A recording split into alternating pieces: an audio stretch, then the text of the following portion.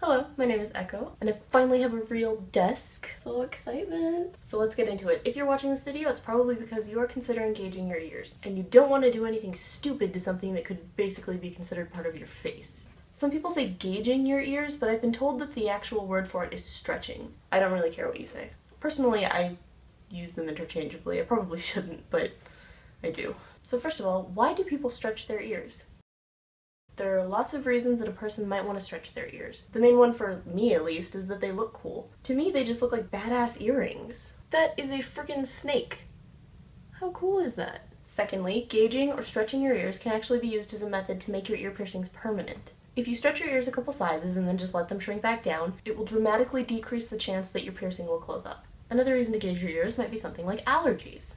Yes, allergies. Some people are actually allergic to cheaper metals, so they can't wear earrings that are commonly sold in stores. But why pay hundreds of dollars in silver and gold when you could just gauge your ears a couple sizes and wear things that are made of acrylic, metal, glass, stone, silicone, or wood?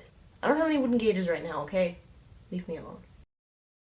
A gauge is actually a measurement used to determine the thickness of wire. Gauge sizes go backwards before they go forwards. Common earring wire is about 24 to 20 gauge. Piercing studs are generally about 18 gauge, then 16, 14, 12, 10, 8, 6, 4, 2, followed by 0, double 0, and then it starts counting up in inches or millimeters. So the first thing you're going to have to do is get your ears pierced. I don't trust people to have common sense.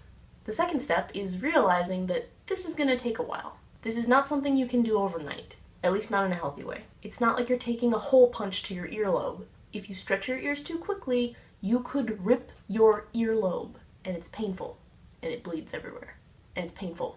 Next, set a goal size. This is what a size 2 gauge looks like, although I have had them at 0 before. Personally, I recommend that you don't go any larger than this if you think that you might want them to shrink back down in the future.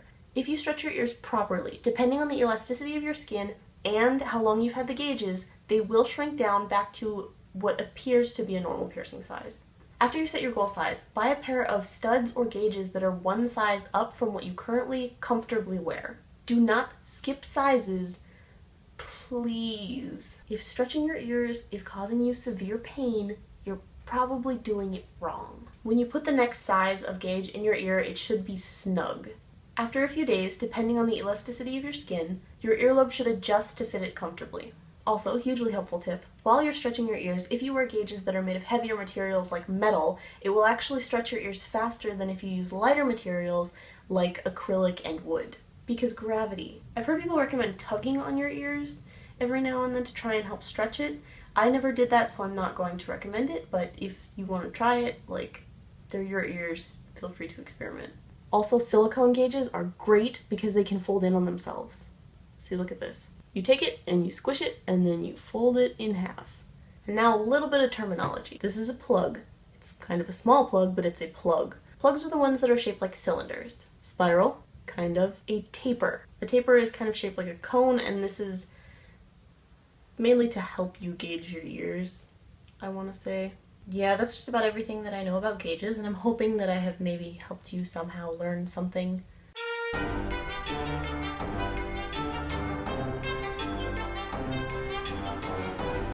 She's dead, Jim. Claire, she's dead. If you wear gauges that are made of metal. Oh god, what am I doing with my life? Popped out my gauge for you guys. Now I'm gonna have a difficult time putting it back in. I hope you're happy. I need to offer a little bit of a disclaimer. I am not an expert in gauges. This is all just based on my